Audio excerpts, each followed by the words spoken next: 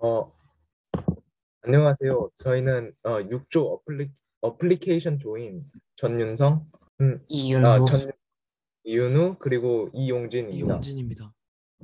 일단은 연구의 필요성 및 목적으로 요즘 시대에서 휴대폰을 나이와 성별을 가리지 않고 유치원생부터 노인들까지 소지할 만큼 매우 중요한 물품으로 자리 잡았습니다. 그만큼 삼성과 애플은 새로운 휴대폰을 경쟁적으로 생산해내고 있습니다.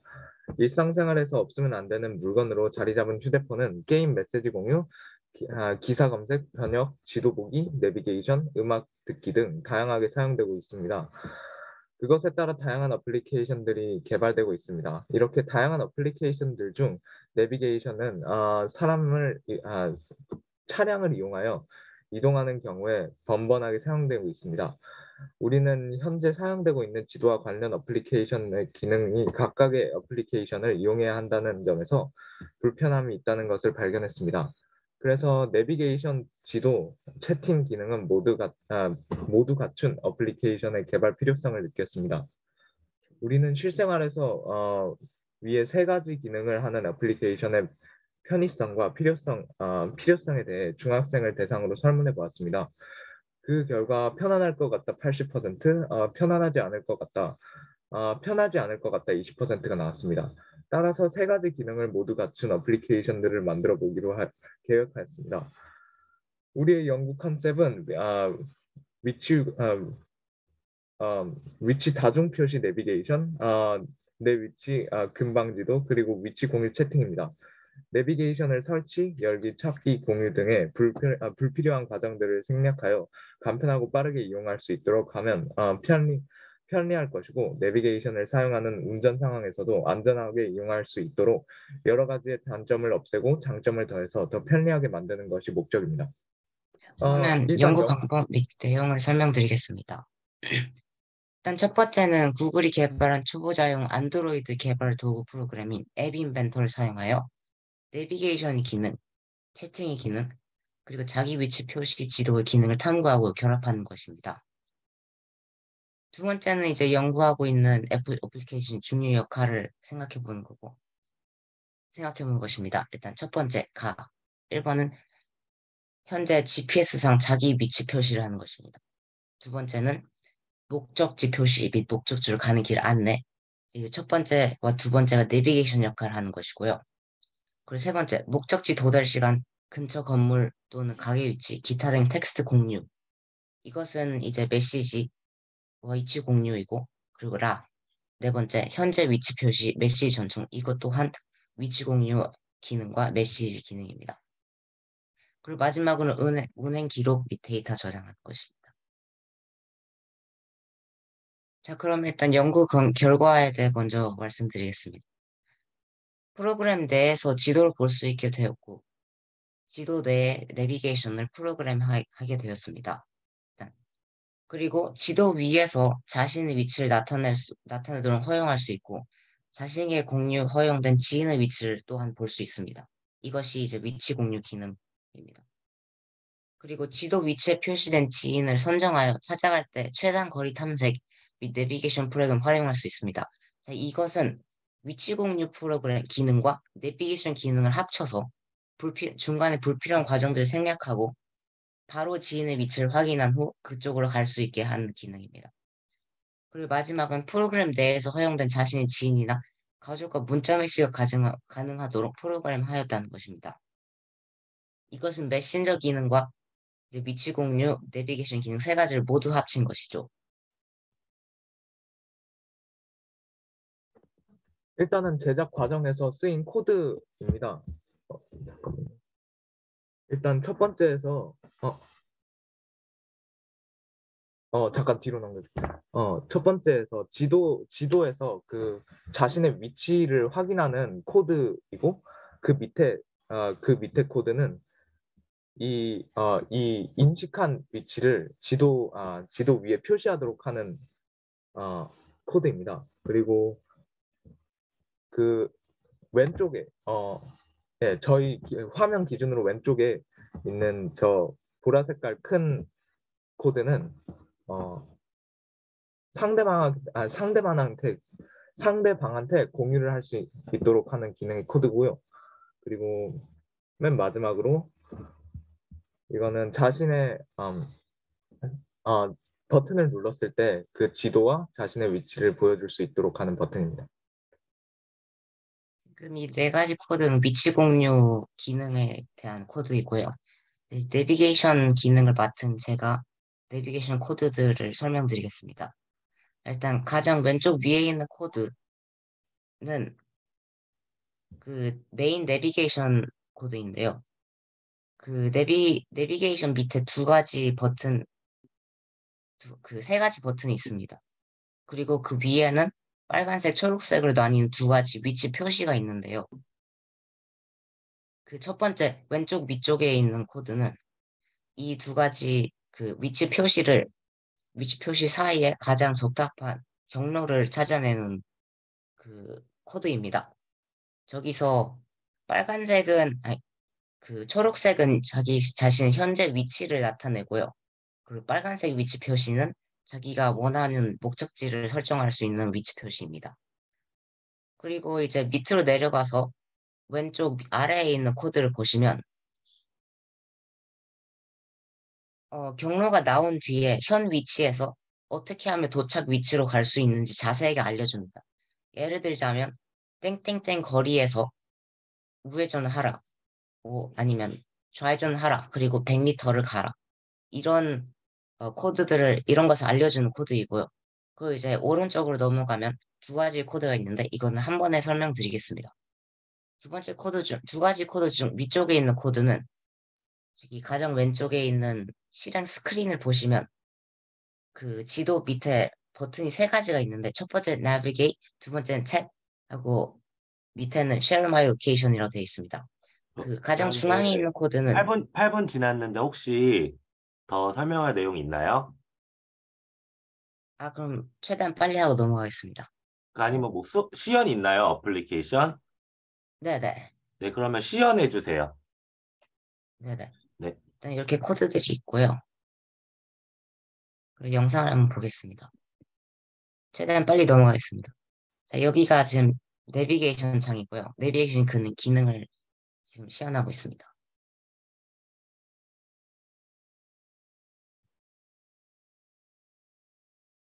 경로가 나타나고요. 그리고 이렇게 자세하게 좌회전인지 우회전인지 어떻게 가는지 알려줍니다. 이제 넘어가면 이제 채팅 메신저 어플입니다. 자, 왼쪽에 있는 모바일을 보시면 자신이 이름을 입력하고 자신이 보내고 싶은 메시지를 지금 입력하는 것이 보입니다. 그런 다음에 이제 보내기를 누르고 있습니다.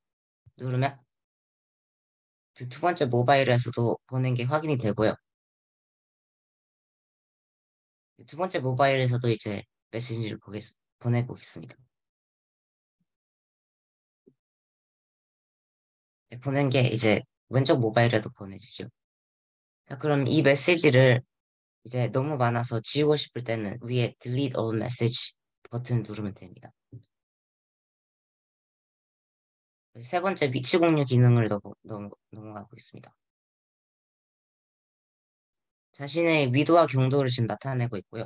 자신의 현재 위치도 지도상에서 보입니다. 그 상단에 View Map을 눌러보면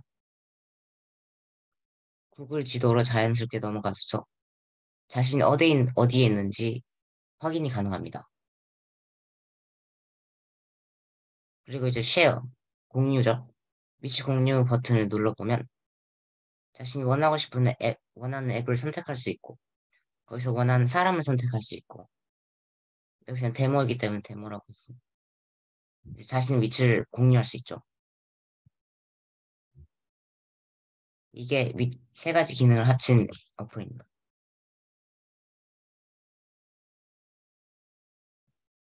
결론만 빠르게 마무리해 주세요. 결론 제어 요약해서. 네, 결론 제안 또한 제가 하겠습니다. 결론적으로 이 프로그램 내 지도와 자신의 위치가 보이면 다른 위치로 최단 거리로 이동할 수 있도록 도와준 내비게이션 기능입니다. 또한 이 프로그램으로 인해서 자신의 지인들과 위치 공유가 가능해졌으며 서로에게 활동 여부가 보이게 되었습니다.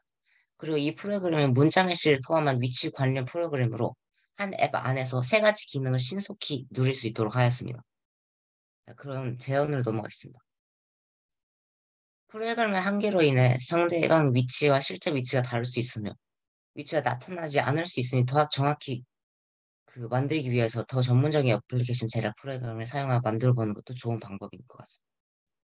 그리고 기능이 엄청나게 많이 융합되어 있으면서 한 프로그램 안에 프로그램 자체가 고용량이며 실행이 굉장히 느릴 수도 있는 단점이 있을 수도 있습니다. 따라서 6조 발표를 마치겠습니다. 감사합니다. 자, 우리 첫 발표라서 굉장히 떨렸을 텐데, 그리고 약간 시간의 압박까지. 그럼에도 불구하고 잘 발표해준 육조, 윤우, 윤성희, 그리고 용진이한테 다시 한번 박수 부탁드려요. 자, 박수! 강태훈 이재준, 김민준입니다. 저희의 주제는 스마트팜의 문제점과 그 해결 방안입니다. 제가 먼저 발표하겠습니다. 일단 목차는 연구의 동기, 연구 동기, 연구 목적, 2. 스마트팜 기술의 문제점, 스마트팜 기술과 문제점, 연구 방법, 연구 계획 과정, 결론, 기타 문제점 및 해결 방안, 예상 및 기대 효과입니다. 첫 번째로 연구 동기는 저희가 조사를 통해서 다음과 같이 찾았는데요. 스마트팜이 많이 보급이 되지만 그만큼 또 문제가 생기는 것을 알게 되었습니다. 그리고 저희의 연구 목적은 이번 연구를 통해서 스마트팜의 문제점을 찾고 해결 방법을 찾는 것입니다. 먼저 스마트팜 기술이란 다양한 신기술들을 농작물이나 환경에 접목해 자동화, 지능화, 연결화 등의 서비스를 원격 제어를 가능하게 하고 농장의 상태에 따라 필요한 환경 제어 전작을 비롯해 다양하게 필요한 작업을 할 수 있게 하는 것입니다. 그리고 저희가 찾은 스마트팜의 문제점으로는 다음과 같이 높은 비용, 시골 문제 등이 있습니다.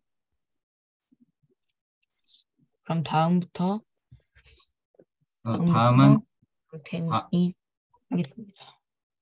다음은 세 번째인 연구 계획입니다. 전체적인 연구 계획은 머신러닝을 통해서 센서의 오작동을 보완할 수 있는 프로그램을 구현해보는 것이고, 따라서 연구의 큰 부분을 머신러닝과 프로그램 구현 두 가지로 나눴습니다. 먼저 머신러닝은 머신러닝 포키즈를 사용해서 정상적일 때 센서 값과 정상적이지 않을 때 센서 값을 각각 학습해 판단 기준을 만들고 확인했습니다. 그 다음 그 판단 기준을 기반으로 각 센서의 값이 임의적으로 주어졌을 때 그 센서 값이 정상인지 판단하는 코드를 작성했고, 이 판단 기준은 전에 식물에 영향을 줄 만한 행동을 했는지의 여부에 따라 식물의 문제인지 센서의 문제인지를 판단할 수 있겠습니다. 여기서 식물에 영향을 줄 만한 행동은 산소 농도를 조절하거나 물을 주는 등의 그런 행동이 있습니다.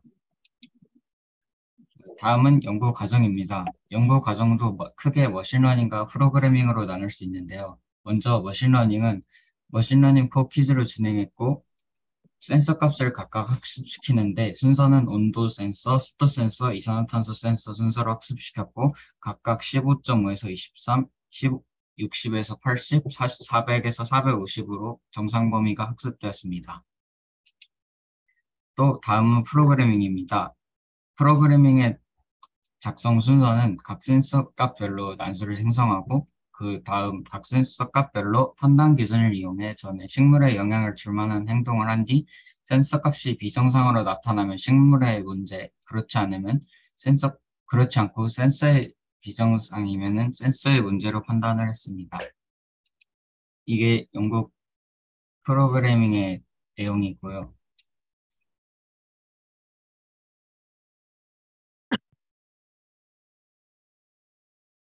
넘어가겠습니다. 여기서 문제가 생긴 것은 처음에 이러한 명령어를 사용했었는데, 여기서는 0부터 n까지의 수밖에 난수가 생성되지 않아서 이런 명령어로 고쳐서 a부터 b까지의 난수를 생성할 수 있겠습니다. 그리고 두 번째 문제는 센서는 정상이고 식물이 문제인 경우일 때 실제 사례들보다 센서 값의 오차가 너무 크게 나타나는 것이었는데요. 그래서 중간 판단 기준을 만들어 센서 값의 오차가 너무 크면 센서 문제, 정상 범위에서 중간 판단 범위 사이면 식물의 문제로 판단했습니다. 연구 결과입니다. 간단하게 이렇게 사진 4개를 준비했는데요. 이렇게 프로그래밍을 실행시켜 보니 각 센서 값이 출력되고 정상인지 아니면 무엇의 문제이고 어떤 행동을 할지 잘 출력이 되었습니다. 여기서 아까 말한 듯이 출력 여부나 온도 등의 센서 값은 모두 범위 안의 난수입니다.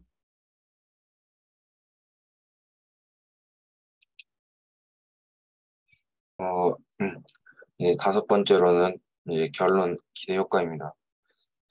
이런 연구를 통해서 이제 나오게 된 결론은 이제 센서의 문제인지 식물의 문제인지 직접 판단할 수 있게 되면서 센서의 잘못된 판단으로 식물이 일찍 죽어버리는 일들이 줄일 수 있고, 이러한 프로그램은 센서와 달리 이제 비용이 적고 많이 보급될 수 있어서 센서의 근본적인 문제인 오작동은 완전히 안 하기 힘들 것 같습니다. 어, 그래도 결과적으로는 센서의 오작동을 완전히 막기는 힘들어도 그로 인한 피해가 이제 전보다 줄어들 것이고, 그리고 이 프로그램이 어떻게 진화하는지 따라서 기대 효과가 달라질 것입니다.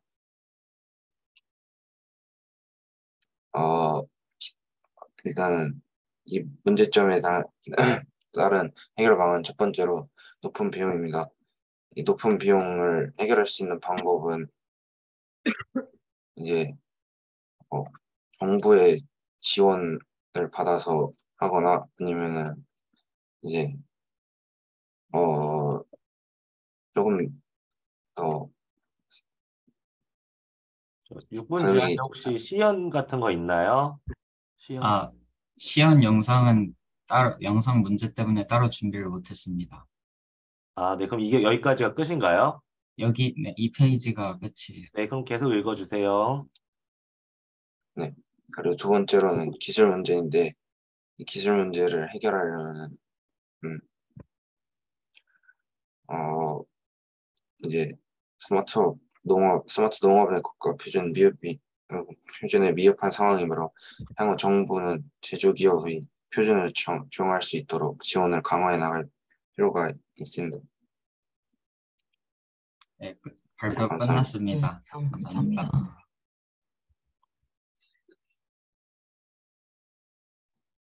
자, 화면 공유 꺼주세요.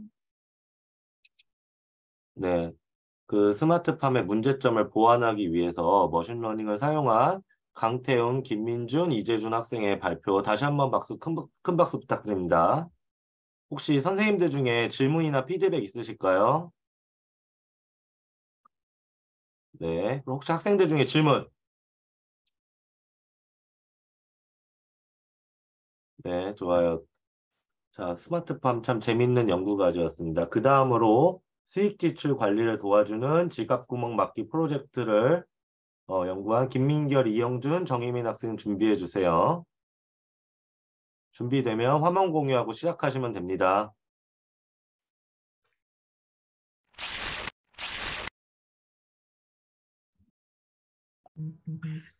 네, 저희는 이제 창의력 삼상서 C반 5조 수익 지출 관리 어플리케이션 지갑구멍 막기 프로젝트를 진행하게 된 이형준, 김민결, 정의민입니다. 일단 처음으로는 제가 발표하게 될 것이고 그 다음 민결이 학생, 그 다음에 이형준 학생이 발표하게 될 것입니다. 자, 차례는 이 어플리케이션이 필요한 이유와 목적, 그 다음에 제작한 방법과 내용, 그 다음에 완성된 애플리케이션을 보여드릴 것이고 그 다음에 결론 및 제안을 설명드릴 것입니다. 우선 이 어플리케이션이 필요한 이유와 목적에 대해 설명해 드리겠습니다. 이 어플리케이션이 필요한 이유는 다음과 같은 것들이 있었습니다. 용돈을 받는 어린이와 청소년은 그리고 월급을 받는 성인들은 자산이 얼마나 증가하는지 모르는 경우가 많습니다. 보통 용돈이나 월급을 일정적으로 받지만 그걸 일일이 계산하는 사람은 보통 없죠. 특히 프리랜서 같은 경우에는 수입이 들쑥날쑥하기 때문에 정확히 측정하기가 어렵습니다. 그리고 시중의 가계부 어플리케이션들은 용돈을 수익으로 기입해야 되기 때문에 좀 불편한 점이 많습니다. 그래서 이 어플리케이션을 만든 목적은 이렇듯 기존 가계부 어플리케이션의 단점과 우리 주변의 생활을 바탕으로 해서 우리 조는 수익 지출 관리 어플리케이션의 제작의 필요성을 느끼게 되었습니다. 수익과 지출을 한눈으로 볼 수 있게 하여 사용자가 자신의 자산에 더 큰 관심을 기울여 자신의 낭비를 막고 효율적인 소비를 할 수 있게 도와주는 것이 우리 팀의 수익 지출 관리 어플리케이션을 만드는 목적입니다. 이 어플리케이션을 이제 제작한 방법과 내용을 설명드리겠습니다. 이 어플리케이션을 제작한 방법은 MIT 앱 이벤터라는 프로그램을 사용했습니다. 이 프로그램은 저희 같이 어플리케이션을 제작하고 싶은 사람들에게 필요한 프로그래밍 방식을 제작해줘 다른 어플리케이션 제작 도구들과는 달리 수월하게 어플리케이션을 제작할 수 있게 해줍니다. 그래서 저희는 이 프로그램을 통해 저희 지갑 구멍 막기 프로젝트를 제작하기로 했습니다. 어플리케이션의 내용은 MIT 앱 이벤터를 통해 디자인 페이지에서 저희 팀이 필요한 여러 가지 기능들이 들어간 도형을 지정했습니다. 예를 들어서 뭐 배경화면을 지폐가 쌓이는 모형으로 하는 거, 또 버튼의 배경색 조절 등 여러 가지를 하였습니다. 이 다음부터는 김민결 학생이 발표해 주실 겁니다. 네, 김민결입니다. 완성된 애플리케이션은 제가 발표를 하게 되었습니다. 잠깐만요. 완성된 애플리케이션 디자인입니다. 메인 화면이 있고, 지출 화면이 있고, 수입 화면, 삭제 화면 이렇게 네 가지로 화면을 구성하였습니다. 완성된 애플리케이션 프로그램인데 여기는 코드만 나와 있어서 좀 빨리 넘어갈게요. 스크린 1에서 초기화되었을 때 타이니DB에 저장된 핸드폰 기기에 저장된 정보들을 끌어가지고 오는 코드입니다. 완성된 애플리케이션 설정된 날짜를 확인하고 월별, 일별, 현재 금액, 수입, 지출 등등을 타이니DB에서 날짜와 맞는 정보를 불러 메인 화면에 띄우는 코드입니다. 다른 화면으로 넘어가는 코드입니다. 버튼을 눌렀을 때 다른 화면으로 넘어가는 코드입니다.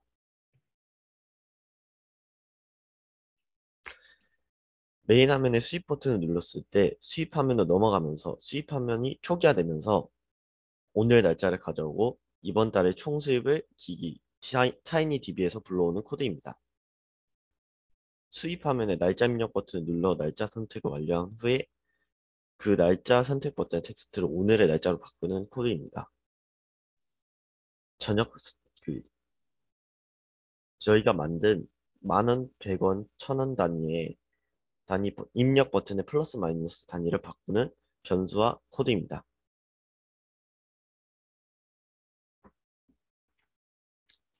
수입 지출 화면에 1000원, 100원, 만원의 단위를 눌렀을 때 입력이 되는 코드입니다. 그리고 수입 화면에서 저장 버튼을 눌렀을 때 금액을 입력하였는지 금액을 입력하였는지 확인을 한 후 날짜와 함께 타이니DB에 저장되는 코드입니다. 첫 화면으로 넘어가는 코드입니다. 지출 화면이 초기화됐을 때 지출 화면으로 넘어갔을 때 타이니DB에서 날짜, 식비 소개, 생활용품 소개, 교통 소개, 건강 문화 소개, 교육 소개 등등을 불러와서 지출 화면에 보여주는 코드입니다. 5분 지났어요. 이제 여기서부터는 제가 발표하겠습니다. 일단 저희 조가 내린 결론은 저희 조가 제작한 수익 지출 관리 애플리케이션인 지급구멍 막기 프로젝트를 통해 쓸모없는 지출이 많이 줄어들고 낭비되는 자산이 줄어들었습니다.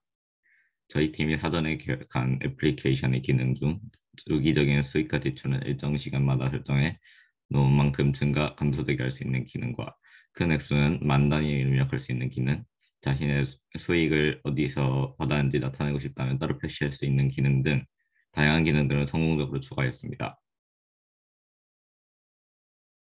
제언으로는 현재 저희 팀으로 저희 팀의 능력으로는 구현하지 못했지만 이 정도까지만 사용해야 한다라는 한도 금액을 설정하는 기능과 달러나 엔, 위원 등의 외화도 애플리케이션의 수익 지출에 포함시킬 수 있는 기능을 만들고 싶습니다.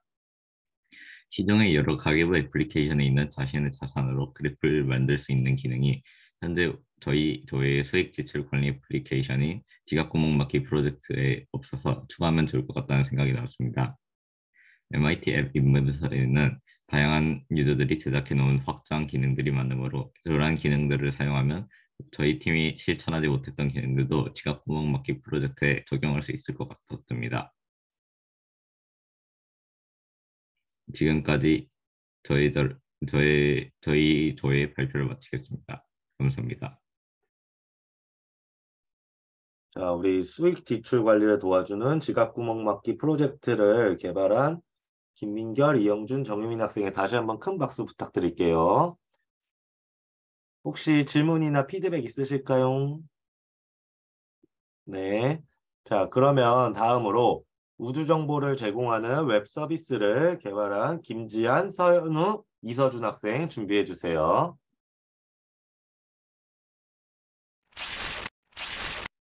시작하겠습니다.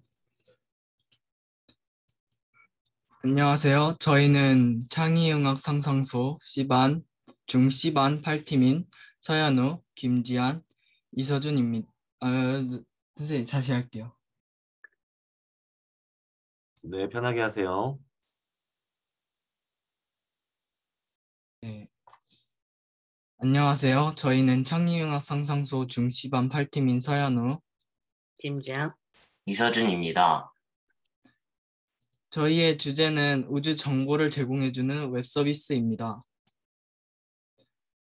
저희 우주 정보를 제공해주는 웹 서비스를 소개하기 전 목차는 연구의 필요성 및 목적, 연구 방법 및 내용, 연구 결과, 결론 및 제언, 참고 문헌, 소감 발표 순서대로 구성되어 있다는 점 참고해 주시길 바랍니다.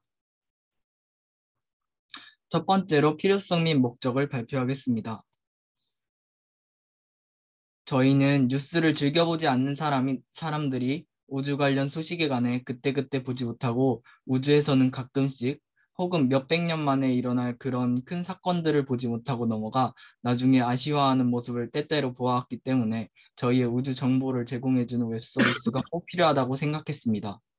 실제로 구글에서 우주라는 단어로 검색을 하면 2017년부터 2019년까지의 뉴스는 약 20만 건인데 반해 2020년부터 현재까지는 약 600만 건으로 예전보다 약 30배나 더 많아졌지만 구글 트렌드를 통하여 스페이스와 우주라는 검색 결과 수의 추세를 보면 거의 증가하지 않은 것을 알 수 있습니다.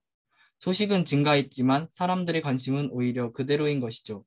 이에 대해 여러 가지 견해가 있을 수 있겠지만 저희는 이 우주와 관련된 소식들과 이벤트들을 그때그때 빠르게 알림을 주는 웹 서비스가 없기 때문이라고 생각했습니다. 따라서 저희의 웹 서비스가 꼭 필요하겠지요. 두 번째로는 연구 방법 및 내용 발표하겠습니다. 먼저 연구 방법을 소개하겠습니다. 저희는 우주 정보를 제공해주는 웹 서비스를 크게 아래 3개의 항목과 같은 소식으로 구성하고자 했습니다. 하루에 일어나거나 일어날 긴급 소식, 1년 동안 일어날 사건 중 오늘과 가장 가까운 사건, 한 주간 일어났던 소식으로 말이죠. 먼저 하루에 일어나는 천문학 사건은 스페이스 뉴스라는 뉴스 사이트에서 뉴스 기사 제목, 뉴스 기사를 쓴 사람, 며칠에 올라왔는지, 요약본, 본문 내용 등을 크롤링해 올 것이고, 두 번째로 1년 동안 일어날 사건은 한국천문연구원 사이트에서 가져와 오늘과 가장 가까운 내용을 보여줄 것입니다. 마지막으로 일주일에 한 번 업데이트되는 소식은 주말에 한 번 직접 여러 소식들을 정리해 업데이트할 것입니다. 네, 이제 코드들을 보여드리겠습니다. 먼저 백엔드 기능을 하는 크롤링을 하여 구글 스프레드시트에 저장하는 단계입니다. 먼저 스페이스 뉴스 사이트에서 뉴스 제목, 뉴스가 나온 날짜, 뉴스를 쓴 사람 등등 정보를 가져오고 본문 내용을 크롤링을 사용해 가져옵니다. 이 모든 정보를 구글 스프레드시트에 올려주는 순으로 파이썬 코드가 작동됩니다. 네, 옆에 보이는 이 코드로 가져온 정보를 데이터베이스에 저장합니다. 네, 이 코드로는 파이썬 뷰티풀스프라는 라이브러리를 이용해서 웹페이지에서 HTML 파일 안에서 정보를 긁어오게 됩니다. 네, 이 파이썬 코드는 가장 중요한 코드로 가져온 정보를 데이터베이스에 저장한 뒤에 그걸 스프레드시트로 전송하는 코드입니다. 네, 이제 프론트엔드 코드입니다. 프론트엔드는 사용자에게 보여지는 코드이다 보니까 데이터를 받아서 화면에 배치하는 게 주요 코드입니다. 네, 이 코드는 구글 스프레드시트에 올려놓은 데이터를 가져와서 각자의 데이터를 알맞은 위치에 넣어서 화면에 보여주는 코드입니다. 네, 그렇게 가져온 정보를 화면에 보여주고 나서 또 다른 정보도 있었죠. 1년 동안 일어날 사건을 보여주는 코드입니다. 다음으로 연구의 결과를 발표하겠습니다.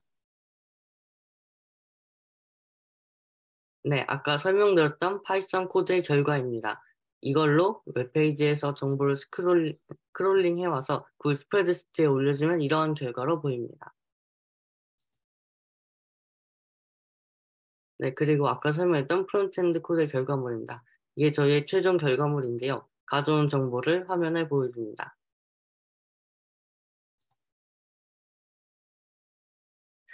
다음으로 결론 및 제안을 말씀드리도록 하겠습니다. 먼저 결론을 말씀드리겠습니다. 저희는 우주에 관련된 소식을 쉽게 접하지 못한다는 것에 대한 상황에 초점을 두고 이러한 웹 서비스를 만들었고, 결과적으로 스페이스 뉴스의 뉴스 소식들과 1년 동안 일어나는 우주 소식을 한눈에 볼 수 있게 되었습니다. 그래서 이 웹 서비스는 최종적으로 사람들의 우주에 관한 관심도를 높여주는 효과를 가져올 것이라고 생각했습니다. 이러한 웹 서비스를 만들기 위해 백엔드 공부는 중심적으로 파이썬과 MySQL 공부가 주를 이루었고, 어떻게 웹페이지에서 필요한 정보를 크롤링해 오는지, 파이썬과 MySQL은 어떻게 연결하는지, DB는 어떻게 만들고 파이썬으로 DB에 정보를 넣는지 알아보는 것부터 시작해 나중에는 뉴스 기사의 제목과 업로드 시간을 확인하여 동일한 뉴스가 있으면 DB에 집어넣지 않은 기능이라든지 불러온 정보들을 다른 팀원들이 이용할 수 있게 구글 스프레드시트에 자동으로 집어넣어 주는 기능도 공부했습니다. 다음으로 제언을 말씀드리도록 하겠습니다. 하지만 그럼에도 스페이스 뉴스의 기사는 직접 수동으로 크롤링 해야 됩니다. 저희는 서버 컴퓨터도 없었고 여러 부분에서 서버를 구현하기에는 문제가 있다고 판단하여 그렇게 만들었습니다. 앞으로 이 서비스를 계속해서 개선시킬 의지가 있으며 결과적으로 정해진 시간 자동 크롤링과 성능상의 개선, 최종적으로는 여러 기사의 사이트에서 참고한 뉴스들을 AI가 선정하여 요약 및 게시를 목적으로 하려고 합니다. 다음으로 참고 문헌을 발표하겠습니다. 잠시만요. 지금 시간이 좀 됐는데 혹시 시연이나 이런 거 있나요? 시연은 없고 뒤에 소감 발표 조금 있는데. 그러면 소감만 빠르게 발표해 주세요. 일단 저희의 자료는 이렇습니다. 마지막으로 소감 발표하겠습니다. 네, 직접 우주라는 주제를 정하고 이 주제로 어떤 프로그램을 만들지 고민하는 게 신선한 경험이었습니다. 또 이 웹 서비스를 만들 때 여러 코딩 공부를 하며 저희 코딩 실력이 늘은 것 같아서 뿌듯했습니다. 마지막으로 팀원들과 함께 이 웹 서비스, 연구 계획서, 연구 보고서, PPT 등을 함께 만들면서 친해지게 된 것 같아 좋았고, 나중에도 또 이런 활동이 있다면 다시 신청하고 싶습니다. 네, 저는 직접 계획부터 발표까지 준비하게 되다 보니까 정말 색다른 경험이었다고 생각했고, 앞으로도 계속 이렇게 팀으로 프로젝트를 할 텐데 정말 가치 있는 경험이었다고 생각할 것 같습니다. 하나의 주제를 탐구한다는 것 또한 그 주제에 대해서 여러 가지 부분으로 생각할 수 있게 되어서 좋았던 것 같습니다. 저는 우주라는 주제가 생소한데 이렇게 많은 학생들이 이와 비슷한 주제를 선택해서 신기했고 팀원들과 팀워크를 발휘하여 이렇게 멋진 작품을 만들 수 있어서 영광이었습니다. 또 팀원들과 더 친해진 것 같아서 좋았습니다. 다음에 기회가 되면 또 해보고 싶습니다. 네, 지금까지 창의학 상상소 중시반 8팀이었습니다. 저희 발표를 끝까지 들어주셔서 감사합니다. 네, 우주 정보를 제공하는 웹 서비스를 발표한 김지한, 서현우, 이서준 다시 한번 큰 박수 부탁드립니다. 질문이나 피드백 있으실까요? 네, 그럼 다음으로 중력 및 중력과 속도 계산기를 개발한 박이한, 조경윤 학생의 발표 들어보도록 하겠습니다. 천체물리 2팀 발표 시작하겠습니다. 저희 주제는 중력과 속도를 구하는 프로그램입니다.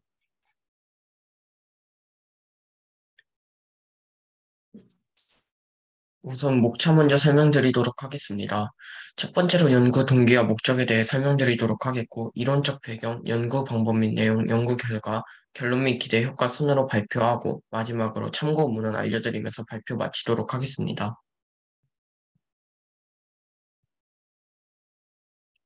우선 첫 번째 연구 목적과 동기입니다. 연구 목적은 만류 인력을 계산함으로써 천체 간의 힘의 상호작용을 확인 및 계산할 수 있다. 이 계산을 통해 프로그램을 더 발전시키면 천체의 이동 경로를 예측할 수 있다. 연구 동기는 천체 물리학에 관심이 있었는데 그 중에서 중력이 천체의 이동 경로와 크게 관련되어 있고 천체의 물리적 운동에 영향을 준다는 사실을 알게 되어 연구하기로 했습니다. 우주선을 착륙시킬 때 가장 큰 영향을 주는 중력과 속도를 계산하기로 했습니다.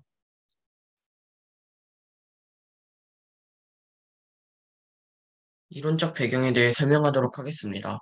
우선 중력이란 지표 근처의 물체를 연직 아래 방향으로 당기는 힘으로 연직 아래 방향이란 지구의 중력이 작용하는 방향의 수직 아래 방향을 의미합니다. 만유인력이란 질량을 가진 모든 물체끼리 서로 끌어당기는 힘이라는 사전적 정의를 가지고 있는데요. 특징을 간략하게 설명해드리자면 질량이 커질수록 만유인력도 커지고 거리가 가까울수록 커진다는 특징이 있습니다. 현재까지는 뉴턴의 만유인력 공식을 대부분 사용하고 있고 이는 F는 G 곱하기 M1 곱하기 M2 곱하기 M2를 R, 즉 거리의 제곱으로 나눈 값과 같은데요. F는 힘, G는 중력 상수, M1과 M2는 두 물체의 대표점, 즉 질량을 의미합니다. 아인슈타인의 상대성 이론은 현대화되긴 했지만 어디까지나 이론일 뿐 공식은 아니어서 현재까지는 뉴턴의 만유인력 공식을 사용하고 있습니다. 중력 가속도는 물체에 가해진 중력에 의한 가속도라는 뜻으로 행성별로 고유의 중력 가속도를 가지고요. 지구는 약 9.8 미터 퍼 세컨드 제곱의 중력 가속도를 가지고 있습니다.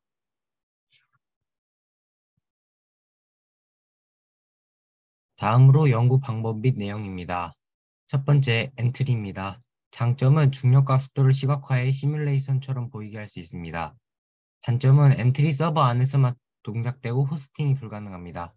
연구 내용은 대답 묻기 코드를 사용해 변수에 저장해 컴퓨터가 계산합니다. 다음은 HTML, CSS, JS입니다. 장점은 웹사이트로 제작이 가능하고 CSS를 사용해 시각화시킬 수 있고 값이 정확합니다. 단점은 블록 코딩에 비해 난이도가 높습니다. 연구 내용은 개발한 웹사이트에서 알러트 형식으로 값을 묻고 컴퓨터가 계산합니다.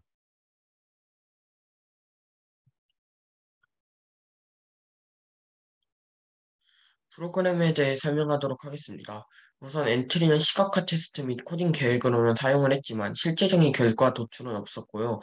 HTML, CSS, JS를 활용해 GitHub 서버의 호스팅에 계산기를 만들었습니다. 맨 위에 있는 것이 GitHub에 코딩한 내용을 올리는 이미지고요.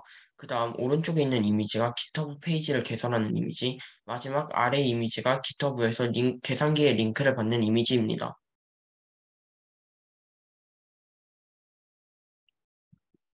프로그램 실행 결과를 이어서 설명해 드리겠습니다. 만류 인력을 값을 구하는 과정부터 설명해 드리겠습니다. 첫 번째 그림은 변수 M1을 입력하는 그림이고 그 다음은 변수 M2를 입력하는 그림, 그리고 변수 R 값을 입력하면 만류 인력 값이 계산됩니다. 다음은 중력과 속도를 구하는 과정에 대해서 설명해 드리겠습니다. 첫 번째 그림은 행성의 이름을 입력하는 그림입니다. 그 다음으로 넘어가시게 된다면 행성의 반지름을 입력하는 그림입니다. 그 다음은 행성의 질량을 입력하는 그림입니다. 따라서 중력과 속도를 구할 수 있습니다.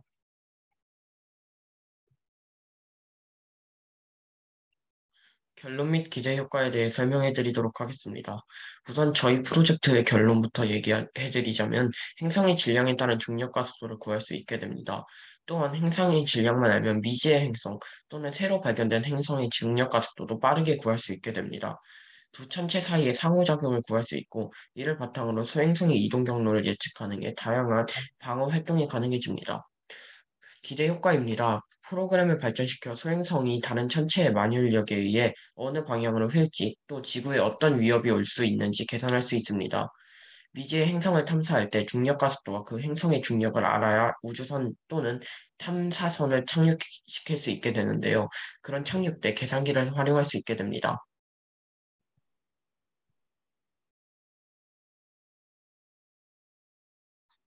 마지막으로 참고 문헌입니다.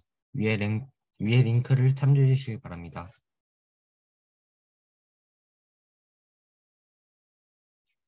지금까지 발표를 감사합니다. 들어주셔서 지금까지 천체분리 감사합니다. 2팀이었습니다. 네, 감사합니다. 잠깐만요. 그 중력과 속도, 중력 및 중력과 속도를 계산을 하는 계산기 개발한 박이한 조경훈 학생한테 다시 한번 큰 박수 부탁드립니다. 또 심지어 시간도 엄청 잘 맞췄어요. 네. 혹시 질문이나 피드백 있을까요? 네, 그럼 다음 순서. 생물학의 웹사전 사이트를 개발한 윤유엘 학생 발표 시작하도록 하겠습니다. 준비되시면 화면 공유하고 시작해 주세요.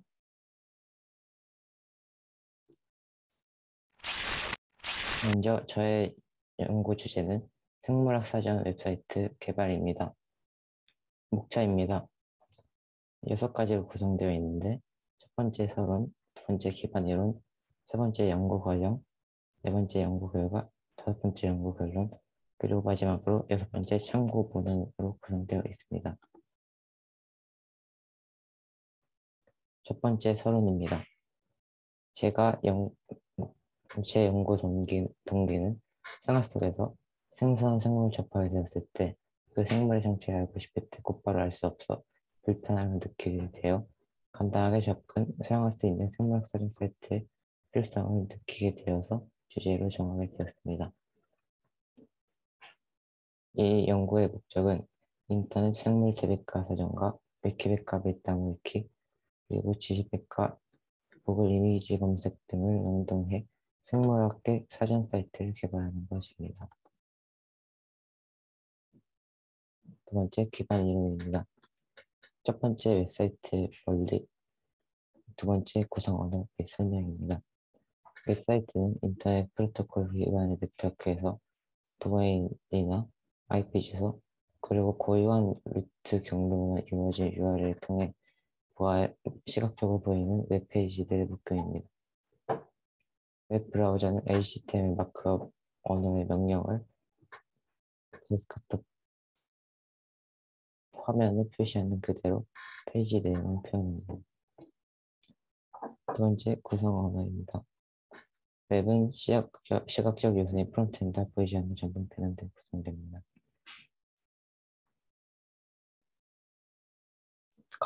프론트엔드입니다. HTML, JS, CSS로 정해져 있습니다. HTML, 하이퍼텍스트 마크업 랭귀지, 웹페이지의 정보를 기술합니다. 두 번째, JS, 자바스크립트, 웹페이지의 동적 요소 움직임을 기술합니다. 세 번째, CSS, 캐스케이딩 스타일 시트, 웹페이지의 디자인 형태를 기술합니다. 백엔드입니다. 파이썬, 노드.js, C++, 자바 등의 언어가 있습니다. 보이지 않는 서버와 데이터베이스 등을 다루는 언어들입니다. 앞의 예시처럼 종류가 다양합니다. 세 번째 연구 과정입니다. 첫 번째 프로그래밍 HTML, CSS 핵심 코드 형식입니다. 다음 코드들은 공통된 형식을 갖고 있는 웹페이지들의 공통된 형식을 기술하는 코드들입니다. HTML, CSS 공통 방법 코드입니다.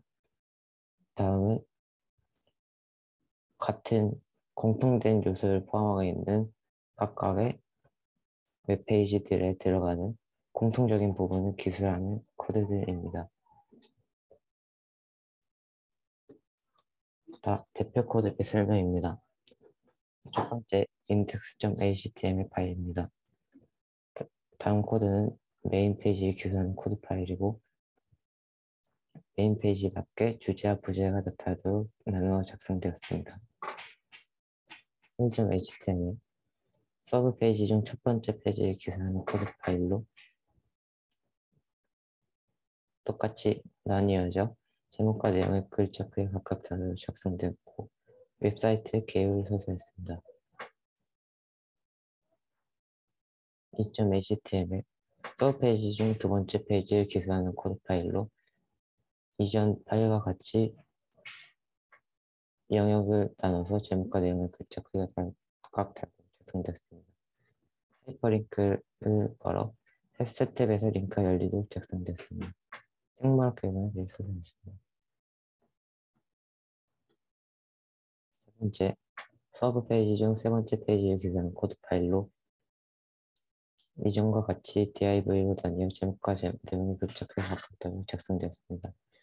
하이퍼링크 되어 스테이트 링크로 작성되었고 생물학의 학술 논문 사이트의 주소를 나열하도록 작성되었습니다. 다음 4.html 파일입니다. 서브 페이지 중 네 번째 페이지를 기술하는 코드 파일로 div로 나뉘어 제목과 내용의 글자 크기가 각각 다르게 작성되었고 똑같이 하이퍼링크를 걸어 스텝에서 링크가 열리도록 작성되었습니다. 생물학 관련 웹사이트 주소들을 나열했습니다.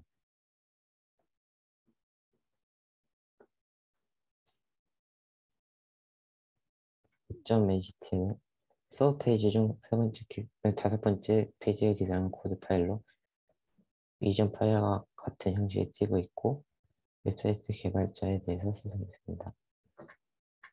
다음 6-6-3.html입니다.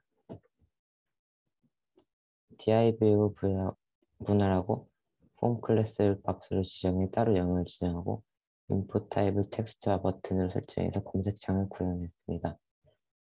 아래 EOL, CBM, 코리아 버튼도 타입을 따로 영역을 통해 지정했고 인풋으로 변수 값을 받아서 자바스크립트를 이용해 특정 사이트에서 해당 입력 검색어를 검색할 수 있도록 작성하였습니다.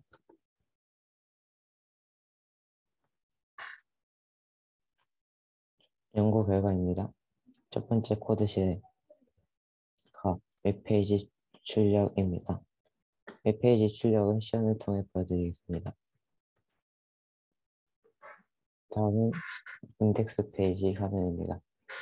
다음 메인 페이지고 위쪽 상단에 리스트, 하이퍼링크가 걸려있는 버튼들로 가까이 종 검색, 이미지 검색으로 이동할 수 있고 왼쪽에 7분 돼가지고 좀 빠르게 마무리해 주세요. 리스트 후 개요, 학계명 논문 사이트 개발자의 각각의 서브 페이지로 이동할 수 있도록 되었고 위에 상단의 로고로 언제든지 메인 페이지로 이동할 수 있게 제작되었습니다.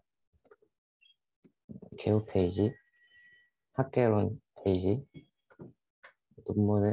논문과 논문 주소를 나열한 페이지, 관련 생물학 사이트를 나열한 페이지, 개발자 소설 페이지가 있고 이미지 검색 버튼은 스텝으로 구글 이미지 검색으로 넘어갈 수 있도록 개발되었고 종 검색은 이 생물학 종을 검색할 수 있는 검색 엔진인데 이걸 위키피디아 그리고 합쳐진 검색 엔진 사용할 수 있도록 했습니다. 여기서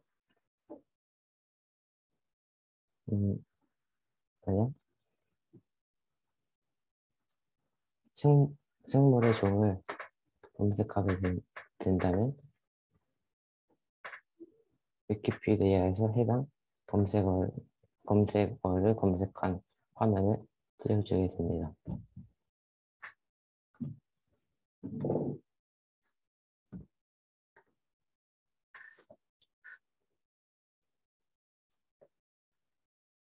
두 번째 실용화입니다. 작성한 코드들을 GitHub을 이용 호스팅했고, 다음 URL은 웹 호스팅한 실제 주소입니다. 그리고 다음 이미지들은 GitHub에서 성공적으로 웹사이트를 호스팅하는 것을 보여주는 사진입니다. 연구 결론입니다. 첫 번째 결론, 생물학에 대한 정보를 충분히 제공하고 더 나아 알아볼 수 있게 그리고 좋은 검색 기능의 목적에 맞게 구현했습니다.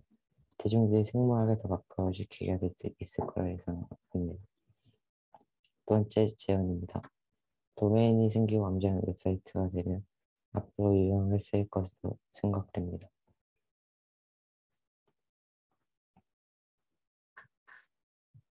여섯 번째 참고문헌입니다. 참고문헌 넘어가 주세요. 감사합니다. 발표를 마치겠습니다. 네, 생물학의 웹사전 사이트를 개발한 윤여일 학생에 다시 한번 큰 박수 부탁드릴게요. 자, 여러분들 지금 1시간 지났는데 우리 빠르게 하기 위해서 쉬는 시간 없이 그대로 진행하도록 할게요. 네, 그 다음으로 마이크로비트를 활용한 스마트 지팡이를 개발한 윤지훈 학생의 발표를 들어보도록 하겠습니다. 윤지훈 학생 발표 준비되면 화면 공유하고 시작해 주시면 돼요. 네.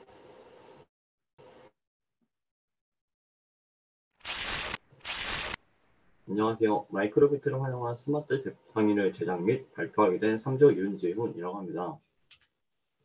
전체적인 목차로는 연구의 필요성 및 동기, 이론적 배경, 연구 내용, 연구 결과, 연구 결론 및 기대 효과를 나뉘겠습니다. 제가 이 연구를 하게 된 동기로는 전체 장애인 등록인 중에서 시각장애인의 비율은 9.6%로 25만 2천 명의 시각장애인이 이번에 2020년에 등록이 되었다고 합니다. 그리고 대부분의 시각장애인분들은 고령으로 갈수록 노안이나 질병, 녹내장, 당뇨 등으로 인해 시각장애를 얻는 경우가 많다고 합니다. 게다가 고령자의 경우에는 지팡이나 보조기가 필요한 경우가 많아 앞에 있는 사물을 감지하여 보행시 사고를 예방하기 위해 이 연구가 필요하다고 저는 생각을 했습니다. 본격적으로 설명하기 앞서 제가 이번에 사용하게 된 기계에 관해서 설명하겠습니다. 저는 크게 세 가지로 초음파 센서, 라디오 통신, 마이크로비트 V2 버전을 사용하였습니다.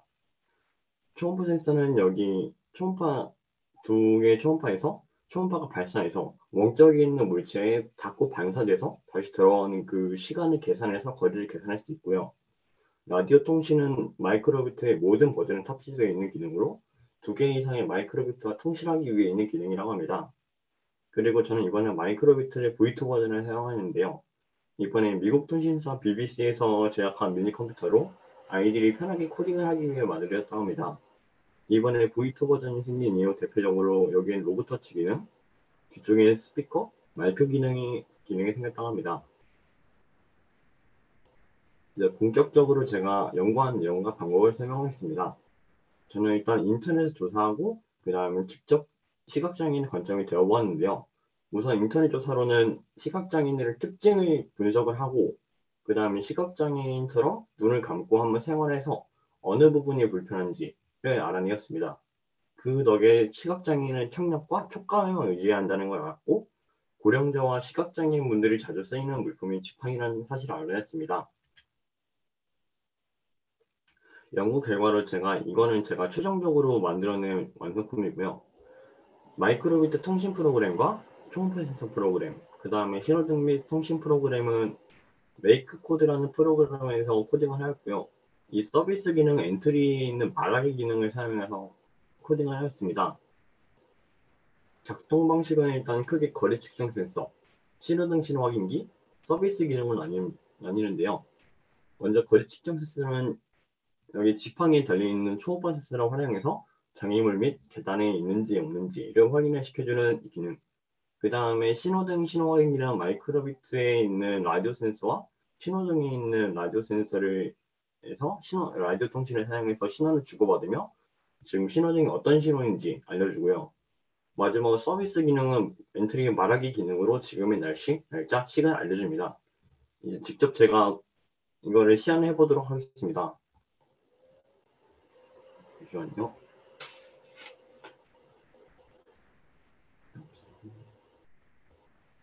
이게 제가 직접 만든 지팡이인데요. 여기에는 온오프 기능이 있고, 그리고 여기에 초음파 센서가 있습니다. 그리고 여기 이거는 제가 직접 만든 이제 여기 이게 신호등 모드, 그 다음에 여기에 마이크로비트가 있습니다. 우선 거리 측정 센서를 일단 보여드리겠습니다. 여기는 온오프, 여기는 이 기능 켜주시고 여기 손을 갖다 대면은 소리가 나는 걸 보여드릴 수 있는데요. 이렇게 경고를 해줄 수 있는 기능과 그리고 신호등 신호 확인기로는 이렇게 신호등이 있는데 이렇게 이게 빨간색, 노란색, 초록색에 따라서 소리가 다르게 납니다. 그래서 지금 어떤 신호인지 알려줄 수 있는데요. 지금 이렇게 빨간색이 뜨면 이 소리가 나고 그리고 이게 초록색으로 바뀌었을 때 다른 소리가 나는 걸로 제가 어떤 신호인지 알려줄 수 있습니다. 그리고 서비스 기능도 보여드릴 텐데요. 핸드폰에서 엔트리 기능을 사용해서 만들었습니다. 먼저 여기서 먼저 여기서 지우야, 잠시만요. 여기서 지우야, 오류났다. 지우야, 오류났는데. 지우야, 오류가 좀 났는데. 하여튼 여기서 지우야라고 말을 하면 이제 무엇을 도와드릴까요? 이렇게 말이 나오고 그때 날씨 또는 시간 그리고 지금 날짜를 이제 말을 하면은 이제 그 알려주는 기능이 있습니다. 다시 화면 해서 이어서 일단 제가 이 연구를 하면서 좀 아쉬운 부분이 많았는데요. 일단 여기 손잡이 부분에 온오프 기능 압력 센서로 다루려 했으나 추가하지 않았고 서비스 기능의 질문의 다양성이 좀 부족하다는 사실이 좀 많이 아쉬웠습니다. 그러나 직접 이거를 눈을 감고 한번 사용해 본 결과 그래도 꽤 시각장애인 생활에 도움이 되겠다라는 결론을 냈습니다. 앞으로 시각장애인 분들과 고령자 분들이 일상생활 하는데 불편함이 없고 편리한 생활을 하는데 도움이 되었으면 좋겠습니다. 이상으로 인지은 3조 발표 마치겠습니다. 감사합니다. 네, 직접 그 눈을 감고 체험도 해보고 시연도 보여줘서 참 재미있는 발표였습니다. 자, 우리 마이크로비트를 활용한 스마트 지팡이를 개발한 윤지훈 학생에게 다시 한번 큰 박수 부탁드려요. 네, 그 다음으로 분리수거 로봇을 연구한 이가현, 진선우, 한정현 학생의 발표를 들어보도록 하겠습니다. 안녕하세요. 저희는 분리수거 로봇에 대해 연구를 진행하게 된 보라중학교 한정현, 영덕중학교 이가연, 백운에서 중학교 진선우입니다. 네, 먼저 연구의 필요성과 목적에 대해 설명드리겠습니다. 연구의 필요성입니다. 현행법에 따르면 아파트는 민간 업체와 직접 계약해 재활용 쓰레기를 처리합니다. 하지만 나머지는 구청 등에서 일괄적으로 수거해 선별장으로 보내지는데요. 생활 폐기물은 대부분 소각하지만 지정 건설 폐기물은 대기 오염이 발생할 수 있다는 우려에 매립 수요가 커서입니다. 지정 폐기물은 해당 사업장이 처리하는 것이 원칙인데요. 각 지자체에서는 소각이든 폐기물의 수집, 운반, 보관 처리를 도맡습니다. 이들은 여러 소재가 혼합된 폐기물을 인력을 동원해 분류하는 등 비용 부담이 큰 편이죠. 영세한 폐기물 처리 업체로서는 감당하기 어려운 수익 구조입니다. 각 지자체가 보조금을 지급하고 있지만 수익을 보전하는 데는 한계가 있습니다. 이에 따라 폐기물들을 인적이 드문 곳에 몰래 버리거나 처리를 못하고 쌓아둔 채 파손 신고를 하는 경우가 적지 않고 다른 지역으로 쓰레기를 옮기기도 합니다. 그렇기에 저희가 쓰레기 분리수거 프로그래밍을 만들어야 합니다.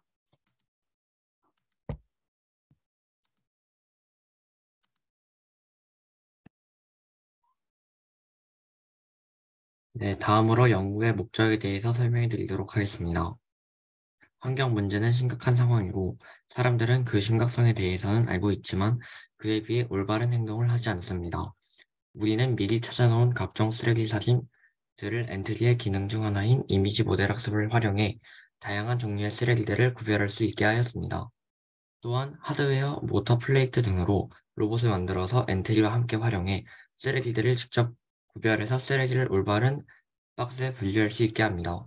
그리고 이것으로 올바르게 분리수거를 하지 않고 어떻게 분리수거를 해야 하는지 잘 모르는 사람들을 위해 분리수거를 대신해 줄 수 있는 로봇을 만듭니다. 다음으로 연구 방법 및 내용입니다. 연구 방법입니다. 일단 엔트리로 머신러닝 하는 방법을 연구합니다. 머신러닝이란 경험을 통해 자동으로 개선하는 컴퓨터 알고리즘의 연구인데 컴퓨터가 학습할 수 있도록 하는 알고리즘과 기술을 개발하는 분야입니다. 저희는 엔트리에 다양한 쓰레기 사진을 넣어 이미지 모델 학습을 시켜 종이, 캔, 플라스틱, 비닐을 분류할 수 있도록 해야 합니다. 또 이미지 모델 학습을 시킨 다음 종이와 플라스틱, 비닐, 캔을 분류해 정리할 수 있는 프로그래밍 코딩해야 합니다. 이 프로그래밍 한 것을 로보티즈 로봇과 연동시켜야 하는데 로보티즈 부품들을 사용해서 로봇을 만들어 프로그래밍을 적용해야 합니다. 일단 플레이트로 로봇 본체를 만들고 본체의 모터와 결합해야 합니다. 저희가 사용해야 하는 로보티즈 모터는 서버 모터인데 서버 모터는 원하는 각도만큼 회전시킬 수 있는 모터로 각도 조절이 가능하고 각도 값을 읽어올 수도 있습니다. 이와 비슷하지만 다른 감속 모터라는 것도 있는데 이것은 설정된 방향으로 계속 회전하는 모터로 회전 방향, 정지, 출력 등의 조정이 가능합니다. 또한 로보티즈 부품에는 센서도 포함되어 있는데 저희가 가지고 있는 센서는 컬러 센서와 적외선 센서가 있었지만 이것들은 색을 구별하거나 반사면의 밝기나 거리를 이용하는 센서이기에 저희가 만든 로봇과는 관련이 없었습니다. 그렇기에 저희는 센서 대신에 노트북이 달린 카메라와 이미지 모델 학습한 것을 이용해 쓰레기를 분류해야 합니다. 그래서 저희는 서버 모터로 원하는 각도를 정해 종이는 종이 상자로 각도를 돌리고 캔은 캔 상자로 각도를 돌려 분류하는 등 서버 모터를 원하는 각도로 조정하고 노트북의 카메라를 이용해 이미지를 인식하고 이미지 모델 학습한 것과 연동하여 쓰레기를 분류합니다. 다음으로 연구 내용입니다. 첫 번째로 이미지 모델 학습입니다. 엔트리를 활용하여 이미지 모델을 학습시키는데 이미지 모델은 플라스틱, 종이, 캔, 비닐 등의 사진을 으로 모델을 학습시켜 결과물을 확인합니다. 이때 주의할 점은 최대한 다양한 사진들을 넣어서 모델 학습을 충분히 시켜줘야 합니다. 학습한 결과물을 확인하여 이 과정들을 반복하여 모델링 연습을 해나갑니다. 클래스를 추가해서 이름을 붙이고 알맞은 사진을 올려 유사한 기준으로 분류합니다. 그리고 이때 재활용할 수 있는 플라스틱, 종이, 캔, 비닐인지 잘 확인하면서 사진을 올려야 합니다. 다음으로 엔트리 코딩입니다. 엔트리를 활용하여 코딩을 하는데 사진에 보이듯이 로봇과 컴퓨터를 연결하여 코딩을 해야 합니다. 이때 하드웨어 블록과 이미지 모델 학습 블록을 활용하여 코드를 만드는데 코딩을 할 때에는 계속 반복을 시켜 분류 결과에 따라서 블록을 나눕니다. 방향은 412, 512, 612로 나눠 각각에 맞는 박스의 기울기를 맞게 기울일 수 있도록 각 번호에 알맞게 나눕니다. 다음으로 로봇 작동입니다. 로봇을 작동시키는데 종이, 캔, 플라스틱, 비닐을 이용하여 컴퓨터로 이미지 모델을 학습시킨 후 프로그램을 작동하면 서버 모터로 원하는 각도만큼 회전시켜 각도 값을 알아낼 수 있는데 이때 컴퓨터의 카메라를 이용하여 우리가 분류해야 할 것에 대한 물건을 인식하면 이미지 모델 학습을 통해 분류를 하여 종이는 종이 박스로, 캔은 캔 박스로, 로봇팔을 움직여 쓰레기를 올바른 박스로 알맞게 분류합니다.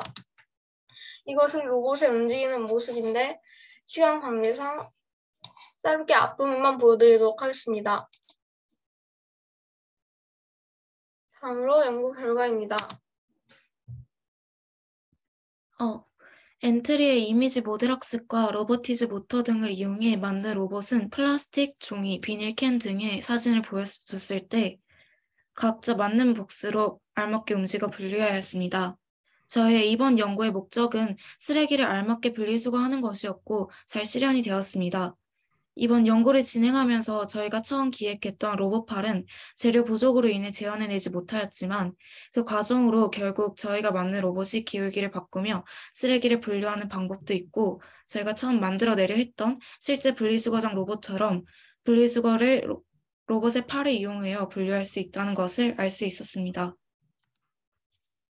교육 및 체험입니다. 결론은 우리는 로보티즈 조립품과 엔트리 이미지 모델 학습을 통해 계획과는 조금 다르지만 어느 정도 맞게 로봇을 완성했습니다.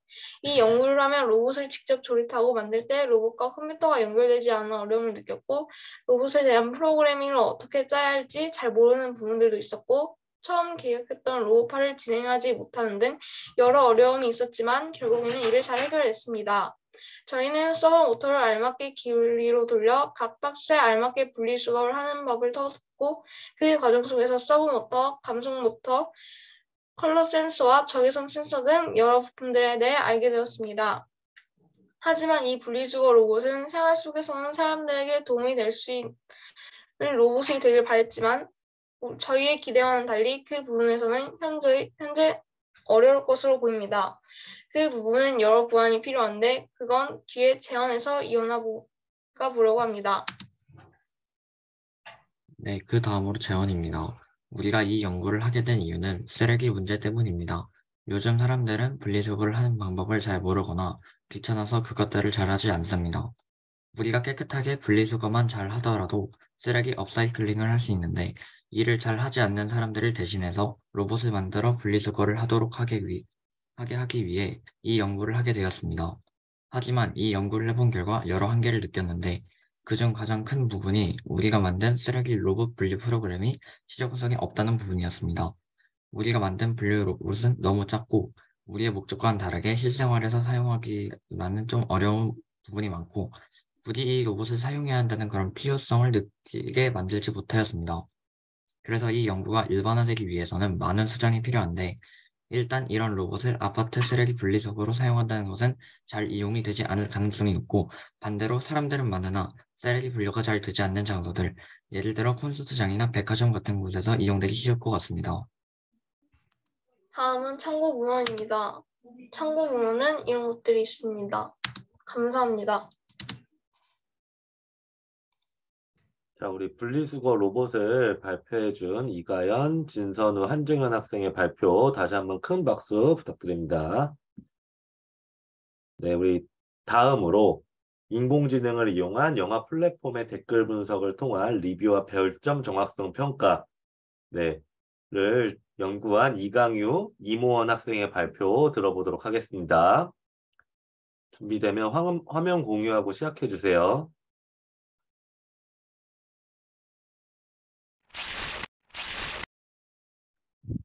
안녕하세요. 저희는 인공지능을 이용한 영어 플랫폼의 댓글 분석을 통한 리뷰와 별점 정확성 평가라는 주제를 연구한 신백현 중학교 1학년 이강희와 이목중학교 1학년 이모원입니다. 저희가 발표할 순서는 다음과 같습니다. 먼저 연구의 필요성 및 목적에 대해 소개하겠습니다.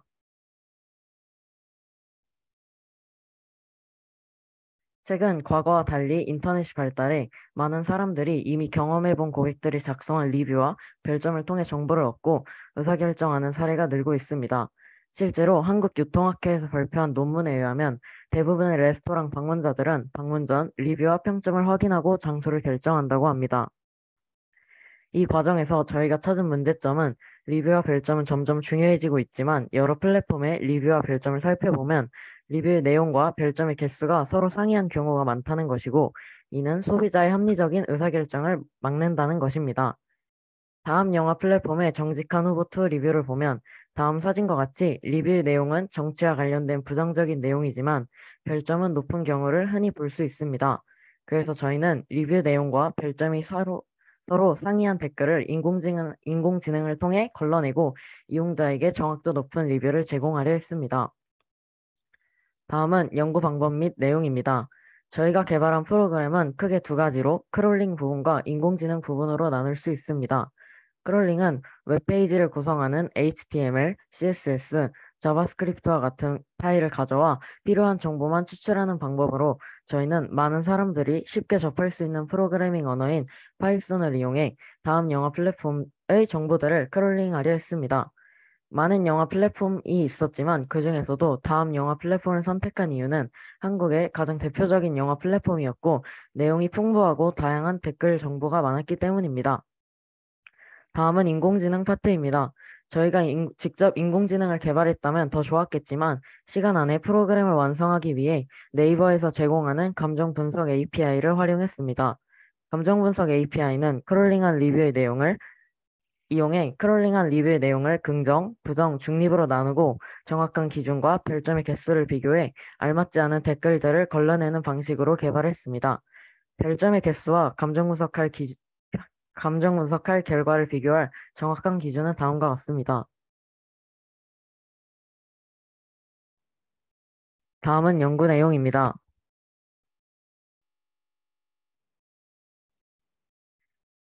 앞서 연구 방법에서 소개했던 크롤링 방법과는 다르게 서버에 직접 요청을 보내 리뷰와 별점 정보를 제공받아야 했습니다. 파이썬의 Beautiful Spoof 모듈을 이용해 정보를 얻으려 했지만 댓글과 관련된 동적 웹페이지의 정보를 수집하는 것에 어려움이 있었습니다. 동적 웹페이지는 우리가 흔하게 접하는 유튜브의 좋아요 기능과 같이 사용자의 행동에 따라 제공되는 정보가 변경되는 웹페이지를 의미합니다.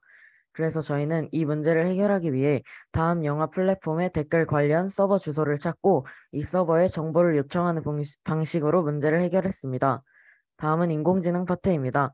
인공지능 파트는 계획했던 방법대로 개발할 수 있었습니다. 그러나 리뷰의 내용은 공백이지만 별점이 평가된 댓글이 존재해 정확도가 낮아지는 문제가 발생했고 공백 댓글을 제외하고 감정 분석을 진행한 뒤 결과를 출력할 때 공백 댓글의 개수를 함께 제공하는 방식으로 문제를 해결했습니다. 연구 결과는 일단 전체 코드를 먼저 보면 이렇게 되어 있습니다.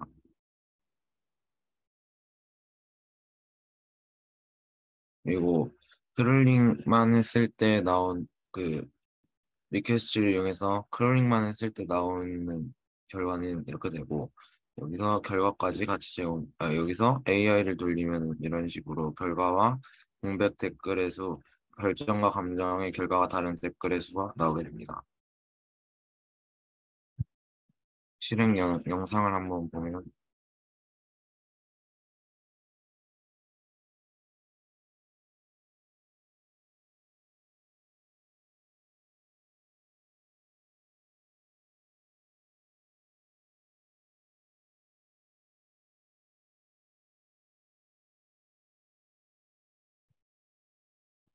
결론으로는 저희가 네이버 쇼핑, 다음 영화와 같이 리뷰의 중요성이 강조되는 플랫폼에서 리뷰의 내용과 별점이 다른 댓글들을 필터링해서 리뷰의 신뢰도를 높이려고 이 프로그램을 만들었습니다. 이를 위해 사람들의 선호도를 알 수 있는 지표인 리뷰의 감정을 인공지능을 이용하여 긍정, 중립, 부정으로 구분하고 해당 리뷰의 별점 개수와 비교하여 상이한 댓글을 이용자에게 알려주는 프로그램을 구현하였습니다. 우리는 이번 연구에서 인공지능을 통해 다양한 플랫폼의 이용자에게 더 신뢰도 높은 리뷰를 제공하려 했습니다. 인공지능은 계속 발전하면서 적용 분야가 확대되고 있습니다. 우리의 일상생활 속에서 인공지능은 우리를 더 편리하게 만들어줄 것 같습니다. 제어는 총 3가지가 있는데 첫 번째로는 댓글의 내용과 별점의 평가가 서로 다른 댓글을 찾아내고 통계내는 프로그램을 개발했지만 실제 웹사이트 상에서는 적절하지 않은 댓글들을 숨기거나 신뢰도를 나타내는 기능을 구현하지 못했던 점이 아쉽습니다. 두 번째는 네이버 클라우드에서 제공하는 감정 분석 API는 한 달에 1,000회 무료 제공, 초과 시 1회당 1원을 지불해야 하는 구조라서 1,000회 이상 테스트를 해보지 못한 점이 아쉽습니다. 조금 더 테스트를 해봤다면 인공지능의 정확도 등 오류를 개선할 수 있었을 것 같습니다. 세 번째로는 AI 정확도 부분이 아쉽습니다. 예를 들어 가슴 졸이면서 봤네요. 무섭지만 재밌었어요. 라는 문장에서 가슴 졸이다, 무섭지만 같은 내용 때문에 네거티브라는 결과가 나왔지만 이 댓글의 내용을 봤을 때는 10점을 줘도 어색하지 않은 댓글이기 때문에 그런 점에서 좀 아쉽습니다. 참고 문헌은 이렇게 있습니다. 감사합니다. 자, 인공지능을 이용한 영화 플랫폼의 댓글 분석을 통한 리뷰와 별점의 정확성 평가를 연구한 이모한 학생과 이강희 학생의 큰 박수 다시 한번 부탁드립니다. 연구 내용이 되게 재밌네요. 근데 이제 조금 확실히 그렇게 해서 크롤링한 거를 평가한 거를 가지고 별점이랑 비교하는 것까지 했으면 더 좋았을 것 같습니다.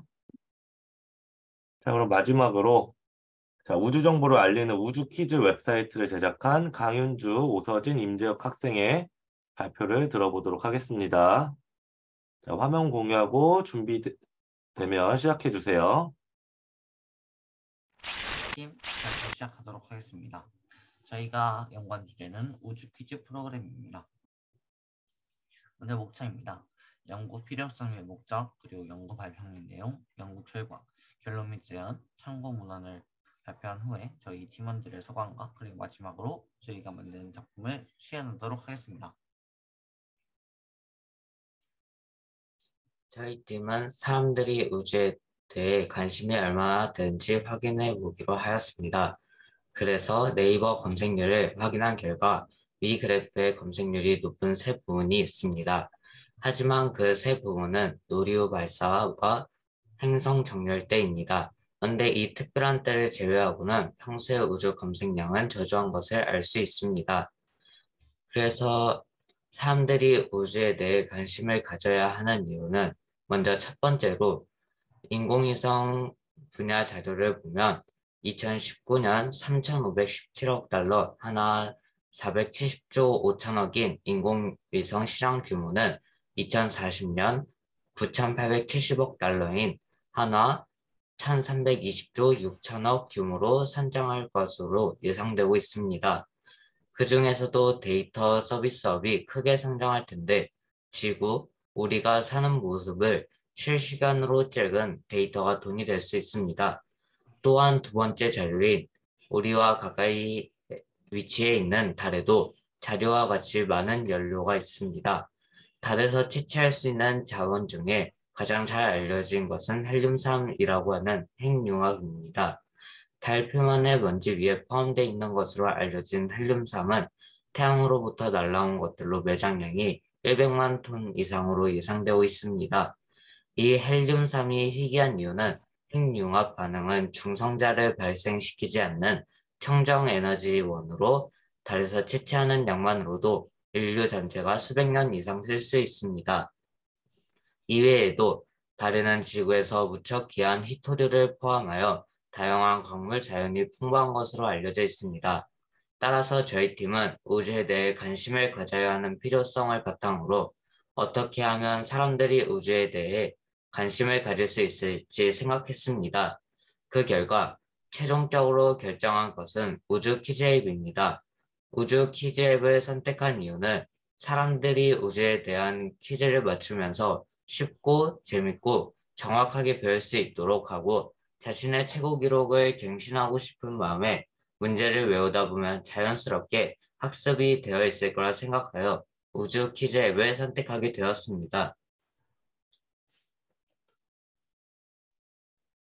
원래 계획은 HTML과 GS 그리고 파이썬까지 사용하는 것이었으나 만드는 과정에서 파이썬은 빼고 HTML과 GS만 사용하여 제작하였습니다. 퀴즈 프로그램의 문제를 제작할 때는 우주에 대해 공부를 한 다음 직접 문제를 냈고 이 문제들은 제이슨 파일로 저장하여 자바스크립트에서 불러올 수 있도록 하였습니다. 퀴즈 프로그램은 클론 코딩을 통해 기초를 잡은 후 원하는 기능들을 추가하는 방법으로 제작하였고 회원 가입 시스템과 등급제, 적응형 문제, 회원들이 직접 만드는 문제는 프로그램의 기능에 넣을 수 없었으나 점수를 저장하고 불러올 수 있기는 하였습니다. 앱스 스크립트를 이용해 코드를 짜 퀴즈를 푼 후 점수를 스프레드시트에 저장하고 하이스코어 버튼을 눌렀을 때는 저장한 잠수가 다시 나타날 수 있게 하여 아까 말했던 점수를 저장하고 불러올 수 있게 하는 기능을 실행했습니다.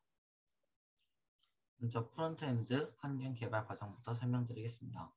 우리 우주 퀴즈 사이트의 전반적인 기능이 메인 화면, 퀴즈 풀기, 서진아 더 크게 얘기해 주세요. 잘 안 들려요. 네, 퀴즈 풀기, 그리고 점수와 이름 저장과 저장된 점수 중 가장 높은 점수를 하이스코어에 띄울 수 있도록 제작하였는데요. 이때 하이스코어에 나오는 최고 점수는 로컬에 저장된 점수를 불러온 정보라 자신의 컴퓨터에 저장된 최고 점수만 알 수 있지 전 세계 사용자 중에서 최고 점수를 알 수 없다는 단점이 있습니다. 여기까지는 그 유튜브에 나와 있는 퀴즈 문제풀이 사이트 클론 코딩을 참고하여 일부 디자인을 수정하면서 만든 결과입니다. 또한 이 작품을 만든 사람들의 정보가 담긴 웹사이트 푸터를 메인 화면 밑에다가 제작해 두었습니다. 또한 유튜브 로고를 클릭하시면은 유튜브 채널로 이동할 수 있습니다. 그리고 처음에는 수십 개의 퀴즈들을 제이슨 파일로 저장하려고 했는데 제이슨에서 자바스크립트로 불러오는 것이 쉽지 않아서 자바스크립트에 퀴즈들을 저장해 두었습니다. 따라서 보이는 것처럼 수십 개의 문자 중 하나가 무작위로 나오시는 것을 확인하실 수 있습니다. 네, 이제 백엔드 개발한 과정을 발표하도록 하겠습니다. 이전에 퀴즈 문제 풀이 후 사용자의 기록이 데이터베이스가 아니라 자신의 컴퓨터에만 저장된다는 문제점이 있었는데요. 그래서 구글 스프레드 시트를 하나 만들어서 키값을 나타내는 그 시간인 타임스탬프와 사용자의 이름을 나타내는 name 그리고 그 사용자의 그 점수를 나타내는 스코어를 키값으로 정했습니다. 그리고 앱스 스크립트에서 get 방식으로 그 호출 데이터베이스를 호출을 할 때 어떤 킵값을 물어보는지에 따라 입력을 할지 출력을 할지 할 수 있게 만들었습니다. 지금 이 코드는 퀴즈 풀이를 끝마친 장면에서 사용자의 자신의 이름과 점수를 데이터베이스로 입력하는 장면입니다. 이렇게 이름을 적고 세이브 버튼을 누르면은 여기 그 스프레드 시트에 딱 이렇게 입력이 잘 되는 것을 확인하실 수 있습니다. 네, 이제 마지막으로 하이스코어에다가 저장된 데이터베이스의 점수값 중 가장 점수가 크고 등록일 최신인 점수를 띄어야 하므로 데이터베이스 전체를 불러올 필요가 있습니다. 그래서 위 사진과 같이 key 값을 sheet name으로 입력을 해서 주면은 앱스 스크립트에서 코딩했듯이 그 출력이 실행됩니다. 그리고 이렇게 하면은 JSON 파일을 받아서 그 출력을 했던 JSON 파일을 받아서 그 중에서 가장 점수가 높은 것을 찾아내서 아까 여기 위 세 변수에 저장을 하고요. 그 다음에 저장된 것을 일단 데이터베이스가 불러져 오는 시간 내에 고려해서 5초를 기다린 후에 이 코드가 실행되겠고요. 등록 날짜, 사용자 이름, 점수를 HTML로 텍스트를 띄우도록 리턴을 하게 만들었습니다. 그래서 이렇게 5초 딜레이가 있고 그 다음에 잘 되는 것을 확인하실 수 있습니다. 이렇게 해서 연구 결과 마치도록 하겠습니다. 결론 및 제안 말씀드리겠습니다. 저희 팀은 우주에 대한 관심과 흥미를 높이기 위해 우주에 관한 퀴즈를 제작하기로 하였습니다. 그래서 회원가입을 하고 점수제와 등급제로 사용자들이 퀴즈를 통해 우주에 관한 정보를 쉽고 재미있게 배워갈 수 있도록 계획하였으나 시간 부족으로 등급제는 만들지 못하였습니다. 회원가입 또한 못했으나 점수를 이름과 함께 저장하고 추후에 불러올 수 있도록 하였습니다. 우주에 관한 문제는 직접 우주에 대해 여러 방면으로 공부하며 제작하였고 퀴즈 프로그램에 겹치지 않게 무작위로 선정되어 나갔습니다. 퀴즈 프로그램은 클론 코딩을 통해 기초를 다져놓고 그 후에 세부적인 코드를 수정하고 보완해 나가며 완성하였습니다. 퀴즈를 만들 때 코드는 인덱스 HTML과 게임 HTML, 엔드 HTML로 동작 구현 과정을 세 부분으로 나눈 후 각각의 자세한 기능들을 추가하였습니다. 인덱스 HTML에는 문제 풀기 버튼과 최고 득점자를 알 수 있는 하이스코어 버튼이 있고 게임 HTML에서는 몇 번째 문제인지, 점수는 얼마인지 등을 나타낼 수 있도록 게임 GS를 만들어 스크립트를 작성하였습니다. 이 정보는 DB에 있으면 하이스코어 버튼이 누르면 다시 출력되어 나타낼 수 있도록 설정했습니다. 여러 가지 한계점으로 서버에 직접 웹페이지를 구축하진 못했지만 GitHub의 웹 호스팅 기능을 활용하여 우주 퀴즈의 프로그램을 제작할 수 있었습니다. 앞으로 후속 연구 때는 등급제, 회원가입, 사용자 문제 제작 등 여러 가지 기능을 추가하고 PC, iOS, 안드로이드에서 작동할 수 있는 하이브리드 웹 앱을 제작해서 보다 더 우주에 관한 정보를 제공하고 학교와 같은 교육 공공기관에서도 사용될 수 있도록 더욱 연구해보고 싶습니다. 저희 팀이 참고한 참고 문헌입니다. 네, 이제 소감 발표하도록 하겠습니다. 먼저 조금 요약해서 빨리 해주세요. 실생활 문제 해결을 위해 선배님과 또래와 협력하여 웹사이트 제작을 할 수 있어서 좋았고 또 그 과정에 HTML, 자바스크립트 등 새로운 프로그래밍 언어를 학습할 수 있어서 여러 가지로 유익했던 2단계 활동이었습니다. 처음으로 팀원들과 같이 문제 해결을 해봤는데 내가 좋아하는 분야하고 내가 좋아하는 분야가 같은 학생들끼리 소통을 하여 갈등이 생기지 않아 좋았고 처음이라 낯설어 어려웠던 것들이 종종 있었는데 웹사이트를 제작하는 데 도움이 되기도 하여 저에게는 매우 유익한 2단계 활동을 보냈습니다. 나중에도 팀원들과 다시 실생활 속에서 문제 해결을 해보고 싶다는 생각이 들었습니다. 이번 프로젝트를 통해 클론 코딩이나 구글 스프레드시트 사용법 등 향후 제가 프로그래밍 관련 프로젝트를 다시 하게 된다면 도움이 많이 될 것들을 많이 배워 매우 뿌듯합니다. 다만 아쉬운 것은 본격적으로 프로그래밍을 한 시간이 적어 다음번에는 조금 더 시간적 여유를 가지고 기능들을 더 더해서 좋은 결과물을 만들어 나가고 싶습니다. 네, 마지막으로 시연 남았는데 할 시간 있을까요? 좀 빠르게 해주세요.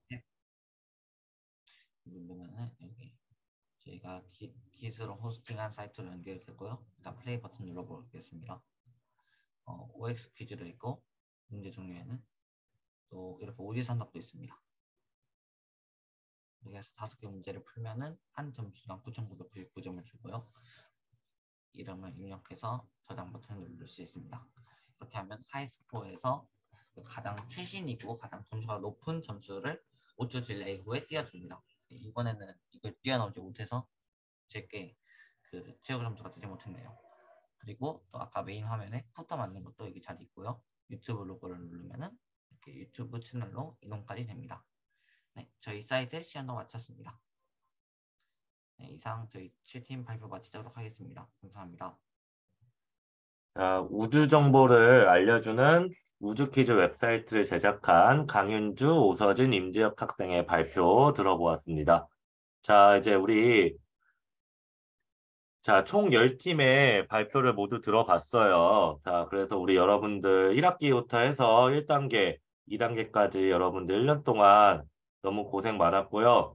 사실 미안해요. 자, 여러분들 지금 사실 이제 여러분들 진짜 고생 많이 했는데 지금 발표한 내용이나 연구 보고서의 내용이 조금 아쉬울 수도 있어요. 자, 그래도 이번 기회를 통해서 많은 것들을 배웠으면 좋겠고 나중에 또 이런 기회가 있다면은 또 더 열심히 해서 나중에 더 좋은 결과가 나올 수 있도록 했으면 좋겠습니다. 자, 그럼 이상으로 여러분들 2022학년도 경기도 융합과학교육원 창의융합상상소 연구과제 발표를 마치도록 하겠습니다. 모두 박수! 자, 그리고 이제 고생했던 이제 스스로랑 이제 친구들을 향해서 다시 한번 박수! 그리고 이제 사실 선생님들도 여러분들 그 원래 지도하는 시간 외에도 아마 지도를 굉장히 많이 해주셨을 거예요. 자, 그래서 선생님들을 향해서 다시 한번 박수! 네, 좋습니다. 자, 이제 모두 고생 많았고요. 자, 나중에 또 좋은 곳에서 다시 한번 만나게 됐으면 좋겠습니다.